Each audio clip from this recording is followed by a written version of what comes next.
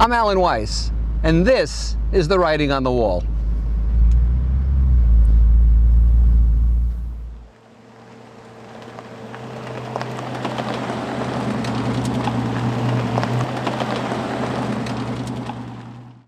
Hi, I'm Alan Weiss. This is the writing on the wall. Welcome to episode 38.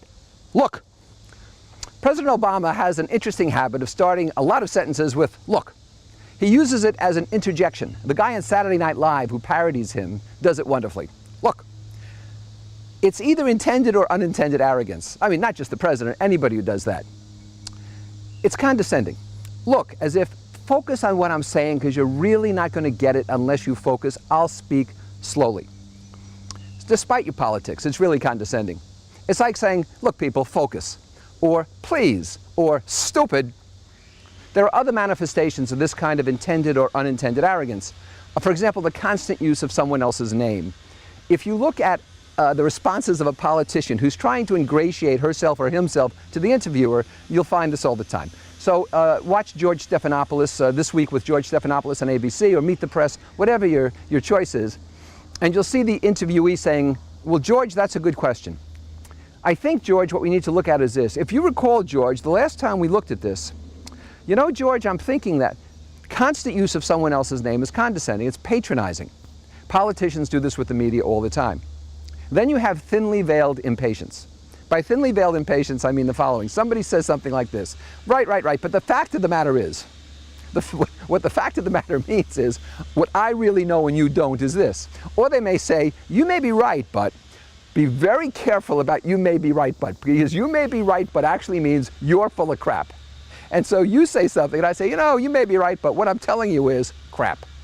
And then there's the, in all reality, as if you weren't making statements in reality, you were somewhere around Jupiter. But in all reality, I mean, let's come back to reality, come back to Earth. Another part of arrogance, look, is the false oracle. And the false oracles are really detestable. This is the person who says, what the American people really want is. How does he know, how does she know what the American people really want? Didn't ask me, I don't recall the survey.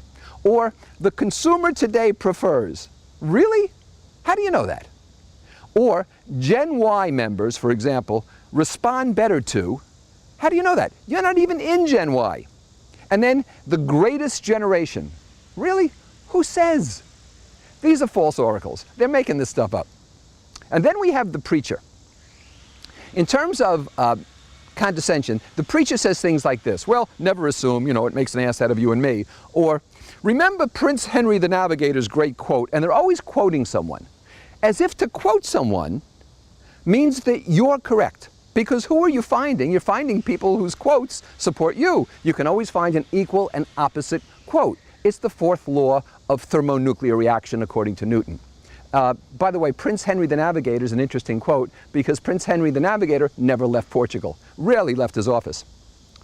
Then there's misrepresented research statistics you get from the Oracle. And so they'll say, according to the work of Albert Mehrabian, only 4% of what you say on a stage as a speaker reaches the audience. 96% of what they respond to is nonverbal body language. Well, of course, Mehrabian's study was done 30 years ago with people standing in lines at social and civic and professional events. So somebody would say, excuse me, may I get in front of you at the post office? That's when Mehrabian did his study. But somebody quotes this incorrectly one time, and all of these empty-headed oracles follow it later, and the preacher picks it up and says, here's what the research shows.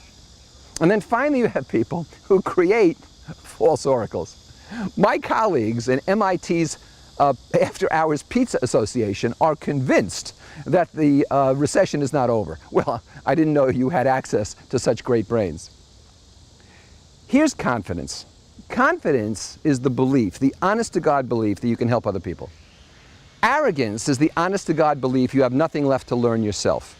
Thin line, you should walk right up to it, occasionally you lean over it, but that's the difference. And by the way, smugness is arrogance without the talent.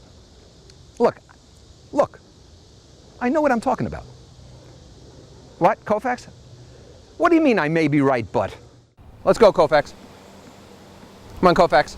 Get in the car, Good boy.